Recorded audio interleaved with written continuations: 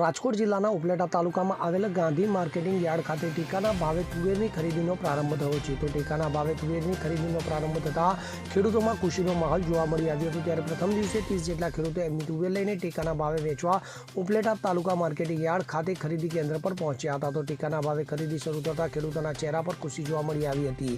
તો ખુલ્લી બજાર કરતાં ટેકાના ભાવ સારા મળશે, જેને લઈ ખેડૂતોમાં ખુશીની લાગણી છવાઈ જવા પામી હતી. ત્યારે ખુલ્લી બજારમાં ખેડૂતોને તુવેરના 1300 રૂપિયા મળે છે અને ટેકાના ભાવે 1510 રૂપિયા મળવા પામ્યા હતા. હું હરિભાઈ કુમાર, ઉપલેટા માર્કેટિંગ યાર્ડના ચેરમેન. આજરોજ ઉપલેટા માર્કેટિંગ યાર્ડ ખાતે તુવેર અને ચણાની ખરીદીનો પ્રારંભ થયો છે.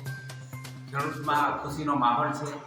જ્યારથી ભારતીય જનતા પાર્ટીની સરકાર આવી ત્યારથી ખેડૂતોને પોષણક્ષમ ભાવ મળે અને ખેડૂતોના ભાવ જળવાય નહીં એવા શુભ હેતુથી મિનિમમ પ્રાઇસ સપોર્ટના ભાવથી આજે તુવેરની ખરીદી શરૂ થઈ છે.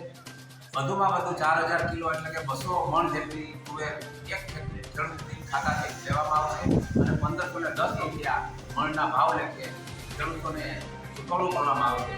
આજે ખૂબ સારી રીતે ખેડૂતોને જે કાંઈ માલ બને છે, પછી તુવેર હોય, ચણા હોય, મગફળી હોય કે કપાસ હોય, દરેક જણસની ખરીદી સરકાર કરે છે. ત્યારે આ સરકાર ખેડૂતલક્ષી સરકાર છે અને આ તકે હું રાજ્ય સરકારનો અને કેન્દ્ર સરકારનો ખૂબ આભાર માનું છું.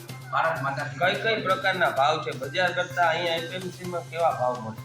બજાર કરતા સારા ભાવ મળે છે. આજે તુવેરનો ભાવ બજારની અંદર 1300 રૂપિયા છે, ત્યારે મગફળી સરકાર 1510 રૂપિયા જેવા રકમથી તુવેર ખરીદે છે. ત્યારે આ તકે હું સરકારનો પણ ખૂબ ખૂબ આભાર માનું છું. સરફરાજ કોડી સાથે CN24 ન્યૂઝ ઉપલેટા. હવે જુઓ દેશ દુનિયાની તમામ ખબરો તમારી આંગળીના ટેરવે. ઉઠાવો મોબાઈલ અને Google Play Store પરથી ડાઉનલોડ કરો અમારી CN24 ન્યૂઝ મોબાઈલ એપ.